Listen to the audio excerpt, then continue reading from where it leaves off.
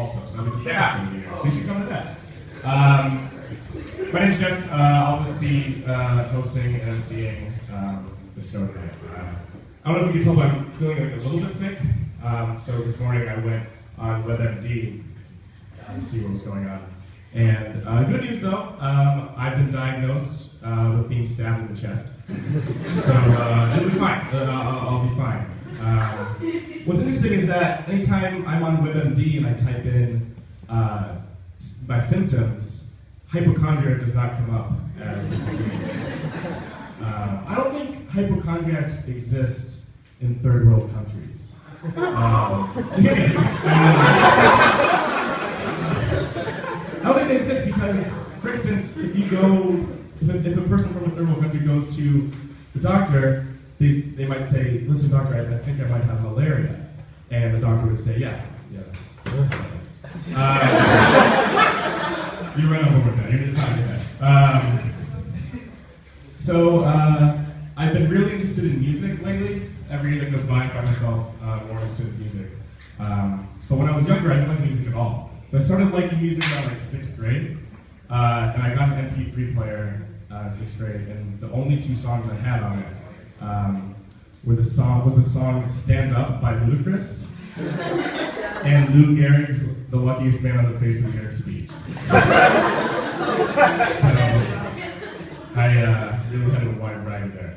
But I would listen to those 2 things over and over again, especially Ludacris' Stand-Up, in which, especially one lyric that would go, with Louis Vuitton bras all over your breasts. Because I was about to hit puberty and I was like very intrigued with that meant, so I just rewind and fast forward like a little adventure. So that was one of the first experiences I've had with sexuality. Another experience I had with sexuality at a young age was during the live-action movie Scooby-Doo. And I don't know if you remember the scene that I'm talking about in particular, but it's a scene that's really unnecessary in the film. It's where they just all switch bodies. Do you guys remember that? Yeah. It makes no sense. It makes no sense. But at one point, Fred is in Daphne's body now, and he looks down at her chest and says, "Great, now I can look at myself naked." And I just took that as like a throwaway joke, but immediately something clicked to my brain. I was like, "Wait, what?" And it was the weirdest erection I've had that Freddie Prinze Jr. gave me since I know but back to music though. It was a little weird detour. So when I was in 7th grade, I started liking music and I was more knowledgeable, but I didn't know what to do with it. What I meant by that was 7th and 8th grade dances. And I don't know if you've ever been to one. I don't know if you guys have ever been to 7th grade, but it's a lot of people just doing this and not really know what to do, or me being in a corner. Yeah, that's fine. So we had, our music teacher was our DJ, Mr. Peretti. And Mr. Peretti, I want to just describe him very quickly. It's kind of like Super Mario with a Goomba from Super Mario. So the 2 mated, and he's pretty much just a fat Italian man. I should have just said that.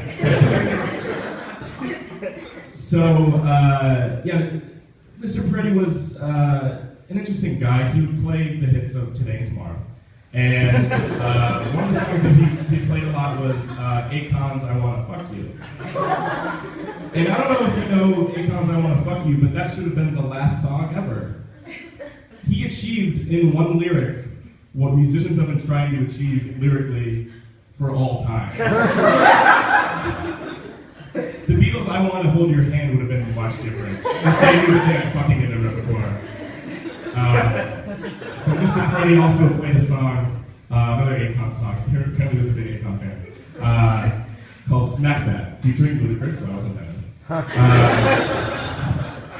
And Mr. Peretti, I just want to set the scene. He's in the corner, pretty much, like, lights are all like pretty much on him, and he has his hand up to his head, and the headphone in between, and with his other hand, he's going like this. doing a smacking motion. Smacking the air, smacking carbon dioxide, if you will.